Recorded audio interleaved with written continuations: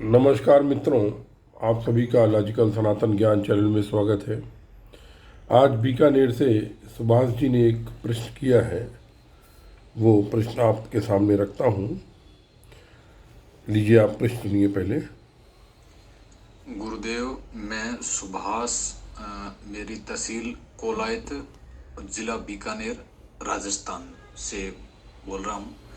मेरा निवेदन ये है कि जिस प्रकार एक शिष्य अपने गुरु के प्रति श्रद्धा रखता है, वो गुरु कोई भी हो सकता है, शिष्य कोई भी हो सकता है, पर अगर जीवन में गुरु धारण करना मतलब दीक्षा धारण करनी ही जरूरी होती है, या फिर गुरु के चरण है वो धोकर, मतलब एक बोतल के अंदर या किसी के अंदर डालकर उसको प्रत्येक दिन पीने से क्या गुरु की श्रद्धा और गुरु की जो शक्ति है वो क्या शिष्य को प्राप्त हो सकती है सिर्फ इतने से ही, या फिर दीक्षा लेनी भी जरूरी होती है?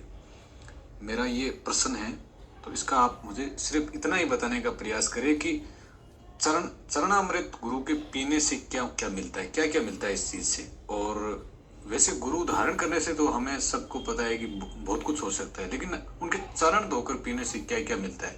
अगर रूटीनबद्ध तरीके से वो जिंदा है तब तक उनको प्रत्येक दिन पी रहा है, मतलब तो उसका क्या असर होता है?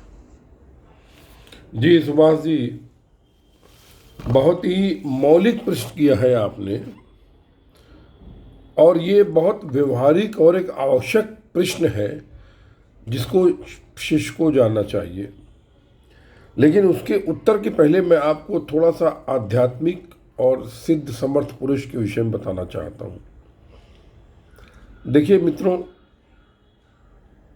ये जो सृष्टि का निर्माण हुआ है ये ऊर्जा से हुआ है। प्रत्येक मनुष्य एक अलग स्तर की ऊर्जा, मैं वैज्ञानिक रूप में एक्सप्लेन कर रहा हूँ इसको, आध्यात्मिक भी करूँगा, एक लेवल की ऊर्जा लिए हुए है।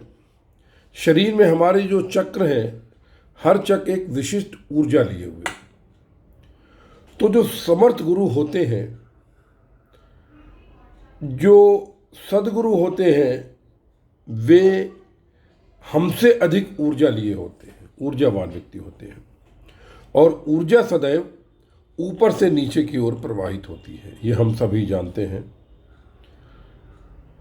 मनुष्य के निर्माण के पश्चात जब उसका बीजारोपण होता है जीव का जन्म के लिए, उसका शरीर बनने के बाद जो ऊर्जा बचती है वो मूलाधार में कुंडली शक्ति के रूप में विद्यमान रहती है। तो जो आध्यात्मिक मनुष्य होते हैं वो अपनी ऊर्जा को, कुंडली शक्ति को जागृत करके अपनी ऊर्जा को और ऊपर बढ़ा लेते हैं। लेकिन जो निम्न व्यक्ति होते हैं वो अपनी कुंडली शक्ति जगना तो दूर रहा, अपनी ऊर्जा को और घटा लेते हैं और निम्न स्तर के श्रेणी के जीवन को जीते हैं और प्राप्त करते हैं। अब आपने प्रश्न करा कि ये दीक्षा, देखिए गुरु की महत्ता को भगवान शिव ने गुरु गीता में बताया है, बहुत विस्तार से बताया है।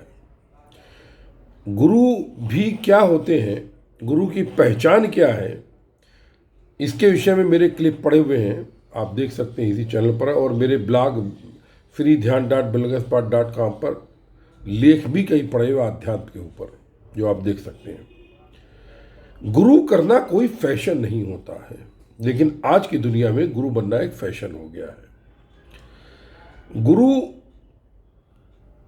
करने की जल्दबाजी आपको कभी नहीं करनी चाहिए, क्योंकि कलयुग है। कलयुग में 1000 में से 999 नकली गुरु हो सकते हैं। गुरु करने की कोई भी आपको जल्दबाजी नहीं करनी चाहिए।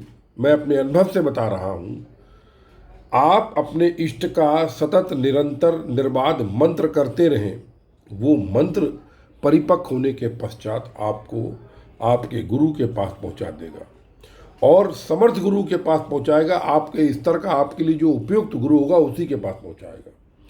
क्योंकि विभिन्न शक्तियों को धारण किए हुए विभिन्न ऊर्जा के स्तर के विभिन्न गुरु होते हैं। यूँ तो अगर देखा जाए तो गुरु तो संसार में केवल ईश्वर है और कोई नहीं है, लेकिन हम मानवों को समझाने के लिए मानवीय रूप में कुछ लोगों को वो अपने समकक्ष बनाता है या शक्तियाँ दे देता है जिससे कि वो जगत में कल्याण कर सकें, मानव को जीवन का उद्देश्य सिखा सकें और मानवीय मूल्यों की पुनर्स्थापना कर सकें। इसके लिए गुरु की आवश्यकता होती है। अब अगर आपने गुरु कर लिया है, दीक्षा ले, देखिए दीक्षा लेना एक अलग ही चीज़ होती है। इसमें जल्दबाजी नहीं करनी चाहिए आपको। इसमें जैसे कि मैंने देखा है आज के ज़माने में लोग कहते हैं कि साहब कि फला जगह ही करो, वही, ऐसा नहीं होता है। हर व्यक्ति की विभिन्न जन्मों की आराधनाएं साधनाएं अलग अलग होती हैं, तो सबका स्तर अलग होता है, सबके इष्ट अलग होते हैं, देव अलग होते हैं, मंत्र अलग होते हैं, और गुरु भी अलग तरीके के हो सकते हैं। सब गुरु एक से मत सोचिए आप। तो जो समर्थ गुरु होता है उसका शक्ति पर पूरा कमांड होता है। जैसे मैं शक्तिपात परंपरा का हूँ, इस परंपरा में गुरु अपनी शक्ति से शिष्य की कुंडली शक्ति जागृत कर देता है, और उसके बाद जो कहानी होती है वो कई के लिए पड़े अलग तरीके की यात्रा है। वो साधारण यात्रा नहीं है, आम जगत की यात्रा नहीं है वो। तो अब आपने पूछा कि दीक्षा ले, तो दीक्षा लेना निश्चित रूप से बहुत ही प्रभावी होता है, और अगर संभव हो तो आप दीक्षा अवश्य लें। क्योंकि कोई, आप जैसे मान समुद्र में अलग छोटी सी नाव चला रहे हैं तो आप रास्ता भटक सकते हैं, लेकिन आप किसी बड़े जहाज के पीछे अपनी नाव बांध देते हैं तो आपकी नाव भी भवसागर पार कर जाती है। गुरु की महत्ता के ऊपर तो मैं क्या बोलूं, क्योंकि इसको शिव ने स्वयं बोला है गुरु गीता में, मैं नहीं बोलूँगा। लेकिन मैं ये जरूर कहना चाहता हूँ कि गुरु चरणोदक की आपने जो बात करी, तो दीक्षा के समय हमारे वहाँ तो शक्तिपात दीक्षा में गुरु के चरणोदक का प्रसाद लिया जाता है। क्योंकि ये जो समर्थशाली जिनका औरा होता है, जिनके पास ऊर्जा होती है, उनके औरा में आने पर ही आपको प्रभाव महसूस होता है। तो उनके वस्त्र, उनके नज़दीक रहना, उनका, यहाँ तक कि आपने देखा होगा कि मुस्लिम में भी, हालांकि उनकी स्टाइल सनातन से बिल्कुल अलग है, और सनातन तो प्रेम सिखाता है, वो केवल अपने अलावा किसी को प्रेम नहीं, बाकी सबको अविनाश सिखाते हैं। लेकिन फिर भी उनके वहाँ आपने देखा होगा कई क्लिप आते हैं कि लोग जो मौलाना मौलवी हैं उनका थूक ले करके वो करते हैं। ये देखने में बड़ा बड़ा विचित्र लगता है। लेकिन जो शक्तिशाली पुरुष होता है, जिसके पास शक्ति होती है, उसके कण कण में शक्ति होती है, और शक्ति चूंकि ऊपर से नीचे बहती है, तो गुरु का जो चरणोदक आप लेते हैं वो चार्ज हो जाता है। तो यदि आपको गुरु चरणोदक के लिए आपको मौका मिलता है तो उसको गंवाना नहीं चाहिए। मिल रहा है, लीजिए, उसको आनंद लीजिए। लेकिन इसके बाद आपके अंदर परिवर्तन आना चाहिए। परिवर्तन कैसा, मतलब भौतिक जीवन के अलावा आपको आध्यात्मिक स्तर भी बढ़ना चाहिए। क्योंकि गुरु के विषय में अगर मान लीजिए गुरु घंटाल के चक्कर में आप हैं तो आपको कुछ नहीं होगा, आपको नुकसान ही होगा। मेरी एक मित्र है, ये नोएडा के हैं, सॉफ्टवेयर इंजीनियर हैं, उनका नाम भी मैं बोल देता हूँ, योगेश ठाकुर, मेरे पास आए थे। उनके वो किसी गुरु के चक्कर में पड़ गए थे जो गुरु घंटाल था। उसको पैसा देने के लिए 2004 में उन्होंने लोन ले करके गुरु को पैसा दिया, लेकिन वो संतुष्ट नहीं हुए, सेटिस्फाई नहीं हुए। बाद में वो उनका मेरे कांटेक्ट में किसी तरीके से आए तो मैंने उनको समर्थ गुरु के पास भेज दिया। कोई ये सोच रहा है कि मेरे पास, तो देखिए मैं गुरु नहीं हूँ और ना बनना चाहता हूँ, क्योंकि मेरी निगाह में गुरु बनना, सन्यासी बनना सत्गुणी दंड है। इससे बड़ा कोई दंड, सत्गुण में सत्गुणी दंड है ये। और भैया मैं दंड नहीं भोगना चाहता हूँ, क्योंकि मैं गुरु का स्तर और गुरु का क्या कहते हैं जिम्मेदारी, रिस्पॉन्सिबिलिटी, उसके जो, क्योंकि शिष्य के सारे प्रारब्ध उसको लेने पड़ते हैं भाई। उसकी स्वयं की मुक्ति नहीं होती जब तक शिष्यों की मुक्ति ना। बहुत बहुत बहुत लंबी कहानी है इन सब के ऊपर, वो मैं नहीं बताऊंगा जो गुरु शिष्य होता है। तो मैं गुरु नहीं हूँ, लेकिन अगर कोई आता है मेरे पास तो ईश्वर की कृपा से, कृष्ण की कृपा से, सचल मन वैज्ञानिक ध्यान विधि है मेरे पास, इसका निर्माण उन्होंने करवाया था, जिसमें कि सनातन की शक्तियों का लोगों को अनुभव होता है। किसी को कृष्ण के, किसी को दुर्गा के, किसी को काली के, किसी को शिव के दर्शन इत्यादि हो जाते हैं। और जब दर्शन हो जाते हैं तो उसको सनातन पर विश्वास बढ़ जाता है। फिर वो जब मेरे पास आता है तो मैं उनको किसी शक्तिपात के समर्थ गुरु के पास भेज देता हूँ। तो मैं गुरु नहीं हूँ, लेकिन मैं दीक्षा वीक्षा नहीं देता हूँ। लेकिन हाँ, ये है कि गुरु कृपा है, ईश्वर कृपा है, तो कोई अगर कुछ प्रश्न करता है सनातन से, कितना भी गूढ़ प्रश्न करे।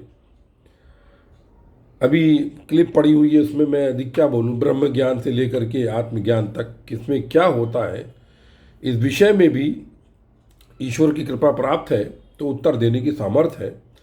तो मैं गुरु नहीं हूँ, गुरु का संबोधन मैं स्वीकार नहीं करता हूँ लोगों से, लेकिन लोग बोल देते हैं भी, तो मैं क्या करूं। तो बाकी लोग जो है मुझे गुरु ना समझे। मैं गुरु नहीं हूं, मैं सेवक हूं, माँ काली का दास हूं।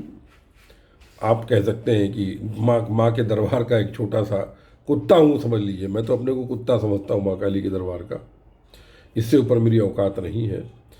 तो ये आपने जो कहा, आपको संभव हो तो आप दीक्षा लें, और संभव हो तो गुरु का चरणोदक आप लें। इसमें निश्चित रूप से आपका कल्याण होगा, लेकिन आप उस भाव के साथ लें।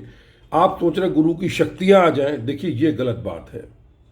आप बिना किसी लालच के, बिना किसी प्रयोजन के, बिना किसी मतलब गुरु की शक्ति को चाहिए या ये वो सब लिए उसके मतलब बिना कुछ सोच के आप केवल अपने कल्याण के लिए गुरु का चरणोदक लेंगे तो निश्चित रूप से आपका कल्याण होगा। इन्हीं शब्दों के साथ जय गुरुदेव, जय महाकाली, सर्वस्व ब्रह्म सर्वत्र ब्रह्म।